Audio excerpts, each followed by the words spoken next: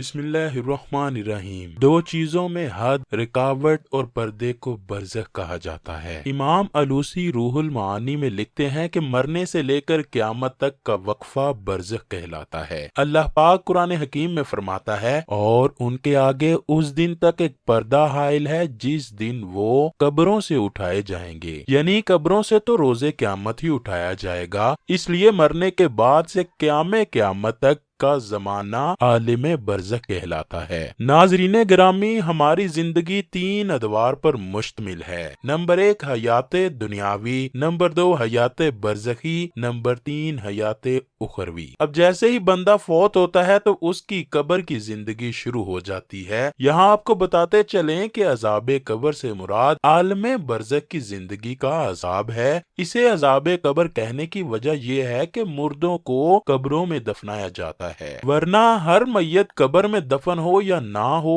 जब भी अल्लाह उसे अजाब देना चाहेगा जरूर पहुंचाएगा। कब्र में अजाब के बारे में उलमा कराम की 3 तरह की आरा हैं। नंबर 1 अजाबे कब्र सिर्फ रूह को होता है। नंबर 2 अजाबे कब्र सिर्फ जिस्म को होता है। नंबर 3 अजाबे कब्र जिस्म और रूह दोनों को होता है। तीसरी राय सही तर है कि कब्र की जिंदगी में अजाब या नेमतें जिस्म और रूह दोनों को मिलती हैं। रूह के साथ जिस्म को भी अजाब व सवाब इसलिए होता है कि रूह और जिस्म के दरमियान एक मानवी ताल्लुक है। इस ताल्लुक के सबब रूह पर वारिद होने वाली कैफियत जिस्म भी महसूस करता है। अजाब व सवाब कब्र के लिए बदन का सलामत होना जरूरी नहीं। जिस्म गल सड़ जाए, आग में जला दिया जाए, समुंदर में गर्काब हो जाए, दरिंदों के पेट में चला जाए, रूह का जिस्म के साथ ताल्लुक होने के सबब इन तमाम सूरतों में भी जिस्म पर असरात मुरतब होंगे। अल्लामा जलालुद्दीन सियूती शराउल सदूर और अल्लामा इब्ने कैम ar-रूह में फरमाते हैं कि बरज़ख का अजाब जिस्म और रूह दोनों को होता है। कुरान मजीद ने फिरौनियों के अजाब कब्र यानी आलम बरज़ख के अजाब का तज़किरा करते हुए फरमाया है, फिर अल्लाह ने उसे उन लोगों की बुराइयों से बचा लिया जिनकी वो तदबीर कर रहे थे, और आले फिरौन को बुरे अजाब ने घेर लिया। आतिशे दोज़ख के सामने ये लोग सुबह शाम पेश किए जाते हैं, और जिस दिन क़यामत बर्पा होगी तो हुक्म होगा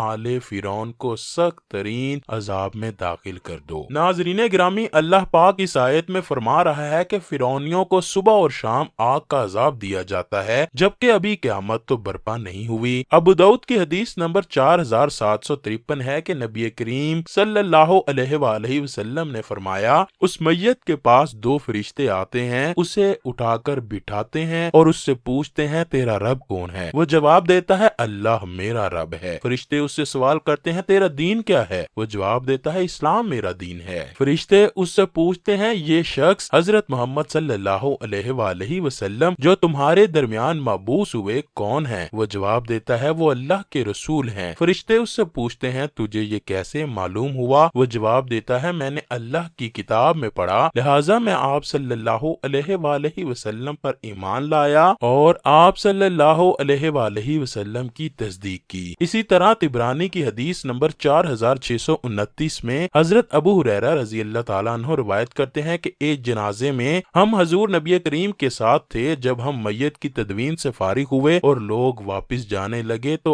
आप सल्लल्लाहु अलैहि वसल्लम ने इरशाद फरमाया, अब ये तुम्हारे वापस पलटने पर तुम्हारे जूतों की आवाज सुनेगा। उसके पास मुनकर और नकीर आए हैं जिनकी आंखें तांबे के देगचे के बराबर हैं, दांत गाय के सींग की तरह और उनकी आवाज बिजली की तरह गरजदार है। वो दोनों उसको बिठाएंगे और पूछेंगे किसकी इबादत करते थे? तुम्हारा नबी कौन था? अगर वो अल्लाह ताला की इबादत गुजार होंगे तो वो कहेंगे मैं अल्लाह की इबादत करता था और मेरे नबी हजरत मोहम्मद सल्लल्लाहु अलैहि वसल्लम हैं जो अल्लाह की निशानियां लेकर हमारे पास आए। बस हम ईमान ले आए और हमने उनकी इत्तबा की। बस अल्लाह का ये फरमान इसी बारे में है, अल्लाह ताला ईमान वालों को इस मजबूत बात की बरकत से दुनियावी जिंदगी में भी साबित कदम रखता है और आखिरत में भी। उससे कहा जाएगा तू यकीन के साथ जिंदा रहा और इसी पर तुम्हारी मौत हुई और इसी पर तुम रोजे क़यामत उठाए जाओगे। फिर उसके लिए जन्नत की तरफ एक दरवाजा खोल दिया जाता है और उसकी कब्र को कुशादा किया जाता है। अगर वो अहले शक यानी मुनाफिकीन में से हो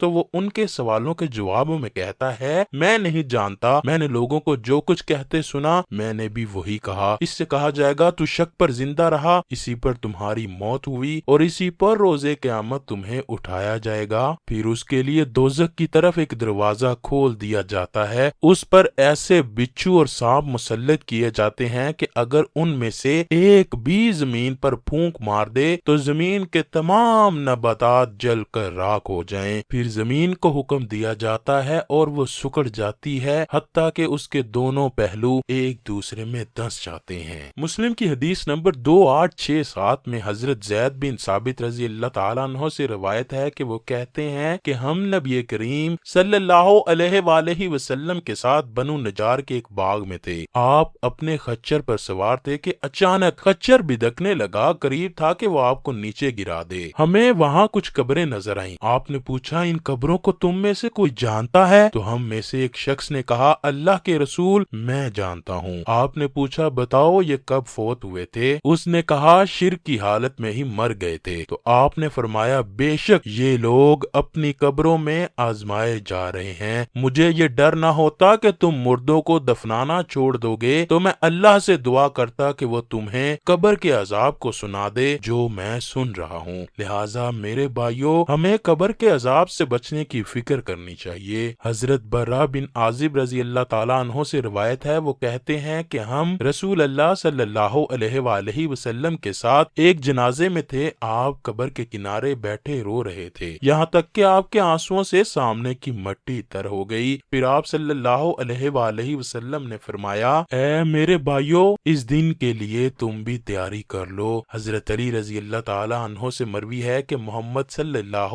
علیہ وآلہ وسلم نے فرمایا انسان کی سب سے پہلی مشکل ترین قبر کی رات ہوگی۔ اگر بندے کو قبر میں نہ دفنایا جائے گا اور اس کو باہر ہی جلا دیا جائے یا ویسے ہی پڑا رہنے دیا گیا ہو اور اس کو جہاں بھی جلایا جائے تو اس کے نامۂ اعمال کا حساب وہاں ہی ہوگا اور آسمان کی طرف بھیج دیا جائے گا۔ جب ان کو آسمان کی طرف بھیجا جائے گا تو اس سے سوال کیے جائیں گے تو کون ہے، کہاں سے آیا؟ اس کو آسمان کے دروازوں سے داخل نہیں ہونے دیا جائے گا۔ قرآن پاک کی سورہ اعراف کی آیت نمبر 40 میں اللہ تعالیٰ کا ارشاد ہے جس میں اللہ پاک فرماتا ہے جس نے میرے حکم کو جھٹلایا اس کے لیے آسمانوں کے دروازے نہیں کھولے جائیں گے اور نہ ہی ان کو جنت میں داخل کیا جائے گا اور گنہگاروں کو ہم ایسے ہی سزا دیتے ہیں۔ میرے پیارے آقا صلی اللہ علیہ وآلہ وسلم کا فرمان عالی شان ہے کہ ہر وقت اپنی موت کو یاد کرتے رہا کرو۔ آج کے دور میں ہم نے نبی کریم صلی اللہ علیہ وآلہ وسلم کے فرمان کو بلا دیا ہے اور ہم اس طرح مصروف ہوئے ہیں کہ ہم تو مرنا ہی بھول چکے ہیں۔ اللہ سے دعا ہے کہ وہ ہمیں نیک کام کرنے اور برائیوں سے دور رہنے کی توفیق دے، ہمیں نبی کریم صلی اللہ علیہ وآلہ وسلم اور ان کی پیاری آل سے بے پناہ محبت عطا فرمائے۔